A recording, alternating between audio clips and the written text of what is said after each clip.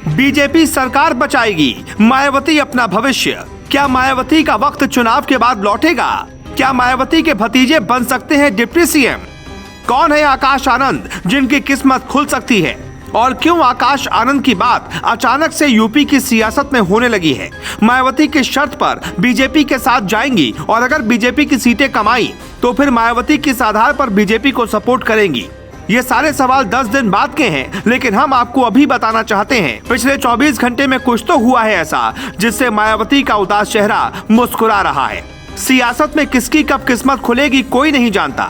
मायावती के साथ ठीक वैसा ही होने वाला है। चुनाव के दौरान उम्मीदवारों के ऐलान से ये साफ इशारा मिला था कि कुछ सीटों पर बीएसपी के उम्मीदवार बीजेपी के इशारे पर उतारे गए।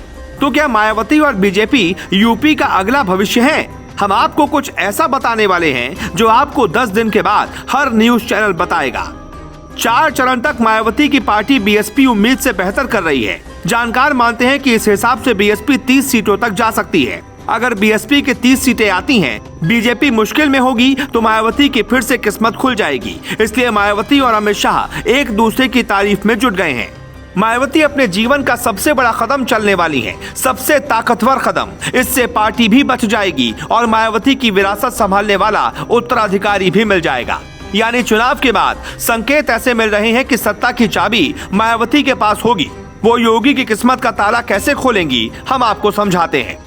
आकाश आनंद मायावती के भाई आनंद के बेटे हैं और उनकी उम्र अभी महज 27 साल है। मायावती उन्हें अपना उत्तराधिकारी देखती हैं, लेकिन गद्दी सौंपने का सही मौका नहीं मिला। आकाश आनंद में वो सभी गुण हैं जो बीएसपी को फिर से वापस ताकत में ला सकते हैं। बीजेपी अगर चुनाव के बाद फंसती है तो मायावती सबसे बड़ी मांग यही कर सकती हैं। वक्त के दौर में मायावती पीछे हो गई हैं, इसलिए पार्टी न्यू जनरेशन के साथ जाएगी।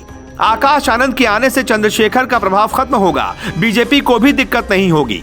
मायावती की उम्र है 66 साल। वो किसी भी हाल में मुख्यमंत्री से छोटा पद नहीं लेना चाहेंगी, इसलिए इस बहस में दम नहीं है कि वो मुख्यमंत्री बनेंगी, बल्कि वो एक चालाक नेता की तरह अपना भविष्य देखेंगी। अभी मायावती के बाद पार्टी कौन संभालेगा ये तय नहीं है, और ये तय करना अब जरूरी हो गया है। वो इसलिए क्योंकि किसी का नाम आने से कोई दलितों का मसीहा नहीं बनेगा। जब उनकी बात वो उठाएगा तभी वो बन सकता है।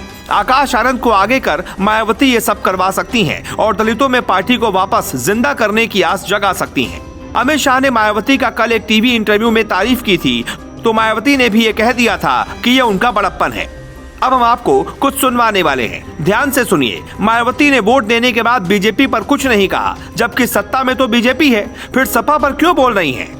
क्योंकि जनता यूपी की सब देख रही है कि सपा जब जब पावर में रही है तो यहाँ गुंडागर्दी, माफियागर्दी, जुल्म जाति और गरीब लोगों के ऊपर उत्पीड़न चरम सीमा पर रहा है और दंगे भी खूब हुए हैं। मुजफ्फरनगर का कांड इस बात का जीता जागता उदाहरण है, ये भी मैं आपको बताना चाहती हूँ। तो इसलिए समाजवादी पार्टी को तो यूपी की जनता रिजल्ट आने से पहले नकार चुकी है। यूपी की जनता अब समझदारों के लिए इशारा ही काफी है। जो सियासत को समझते हैं उनके लिए मायावती की बातें काफी हैं। बीच चुनावों में अमित शाह का मायावती की तारीफ करना, फिर मायावती का पलटकर जवाब देना, ये बताता है कि दोस्ती की लकीर मजबूत हो रही है।